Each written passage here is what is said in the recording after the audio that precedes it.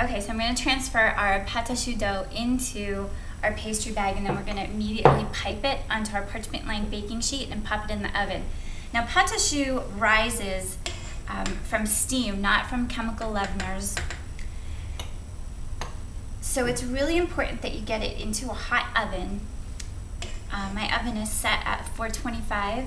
I have a gas oven, which tends to create a little more humidity than an electric oven. So you want to adjust, know the quirks of your oven and adjust accordingly.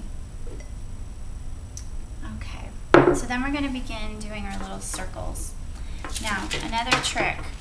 If you put some pâte à choux under your parchment, it's not going to move. Your parchment will stay put. Okay, so you want to just go in a circle and come up. And these are the cream puff shapes.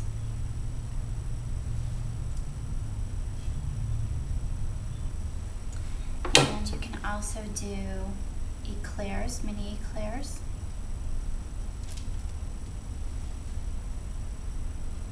Which is just simply a straight line. So sometimes you get this little peak here, and that is definitely going to burn in the oven because it's so small. So if you just kind of tap it down with your finger, you can wet your finger, which will prevent it from sticking to the dough. But just kind of fold it over itself and it will not burn. So I'm going to pop these in the oven, and they're going to cook for about 10 minutes. You want to check them again because every oven is different, and make sure that they're doing okay in there. It's really important not to open the oven for the first 7 minutes of baking, because that's when the structure is going to set up, and that's when the steam is really going to do its work. If you have a window in your oven and you can kind of peek on it that way, that's great. So let's get these into the oven. The cream puffs are going to cook a little bit longer than the éclairs just because they're a little bit taller. So again, you just want to keep an eye on them. First 7 minutes, do not open the oven, and after that it's okay to check on them.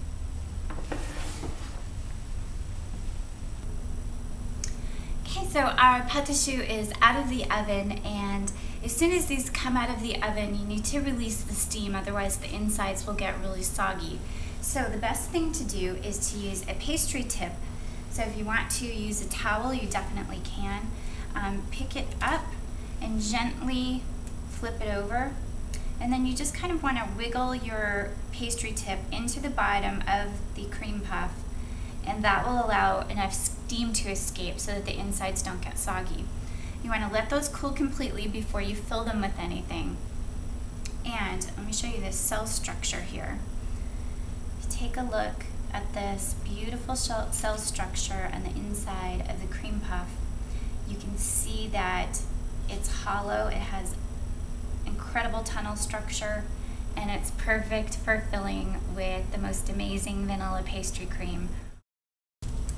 Alright, so I hope you learned a lot about pâte à choux, and you'll give it a try yourself. You can see it's really easy. And if you have questions about this or any baking technique, you can visit the chef2chef.net forum and post your question, and bakers from all over the country will be there to answer your questions. So thanks so much for watching.